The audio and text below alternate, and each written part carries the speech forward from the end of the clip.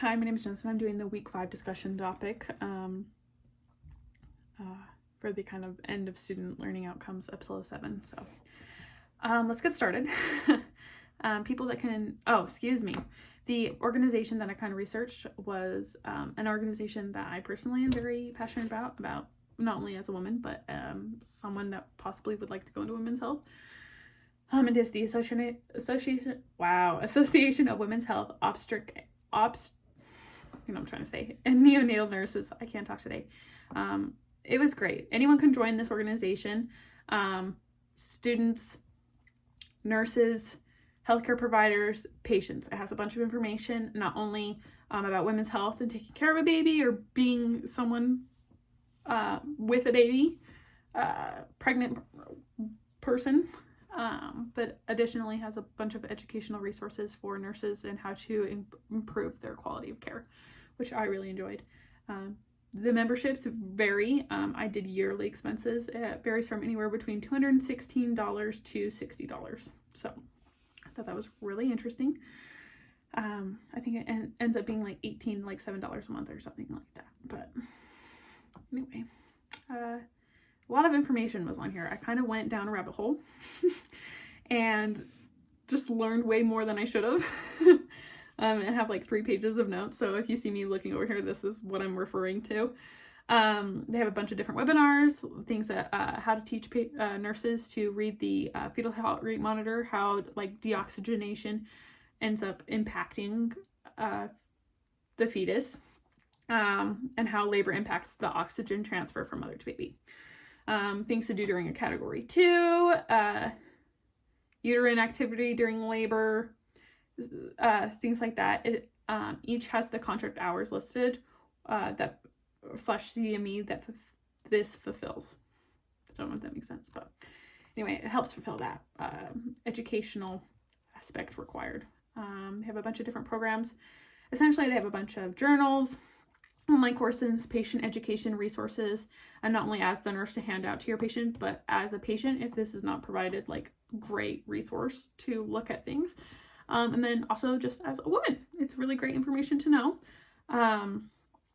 Nurse resources and education that they have a bunch of information on that I saw was diversity, equality, and inclusion, fetal heart rate monitoring, high-risk potential patients, infectious disease, breastfeeding, great, even as a patient, get extra information about that, substance abuse disorders, women's health, self-care and wellness, patient safety, a bunch of stuff. Really could just go on. This website was so immersive and just had so much information that was so great. Not only as a nurse, but if I was a patient in this setting. I am a patient, but just to kind of have as a resource, not only for me, but as a patient.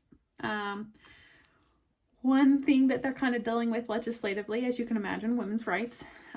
They are kind of discussing the topic of a very controversial one, which is the overturning of Roe versus Wade. And they kind of have a very biased tone. It's one that aligns with my point of view. So just putting that forward. But it basically breaks down the information that everything that's happened since the overturning of Roe versus Wade. It has a lot of different areas for patients to share their stories of, I think it's the University of California, San Francisco, and the Texas Policy Evaluation Project, who are collecting de-identified stories of clinical management that has changed since Roe versus Wade overturned.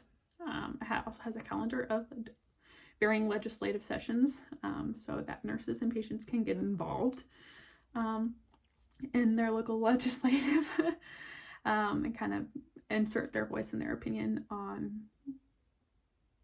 themselves as a nurse and themselves as a patient or someone they know. And it also has a map of statutes of abortion access by state.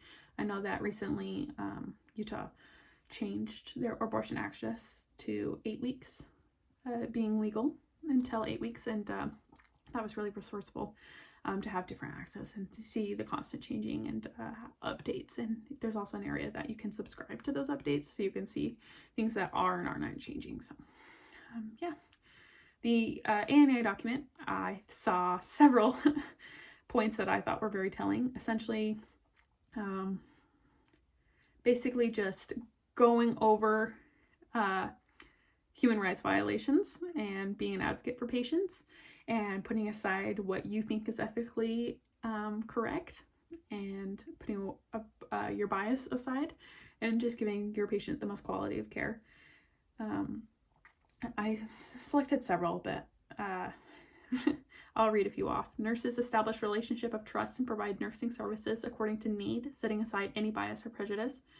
Nurses must always stress human rights protection and uphold the values and ethics of the profession. The purpose of this position statement is to bring the topic of human rights to the forefront and provide nurses with the specific actions to protect and promote human rights in every practice setting.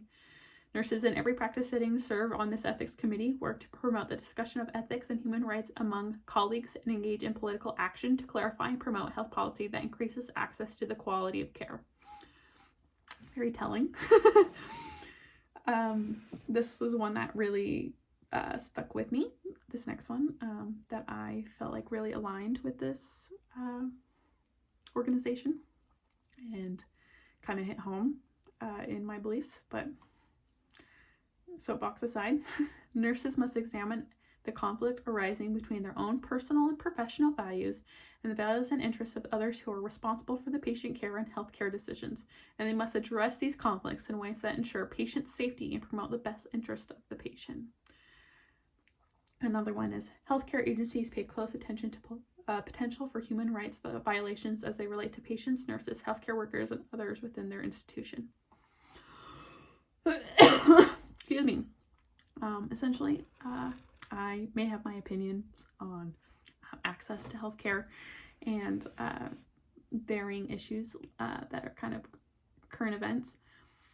But regardless, at the end of the day, it is my responsibility as a nurse to provide the most quality care possible, regardless of that patient's decision, and stick up for my patient. So, thanks. Hopefully this wasn't too biased.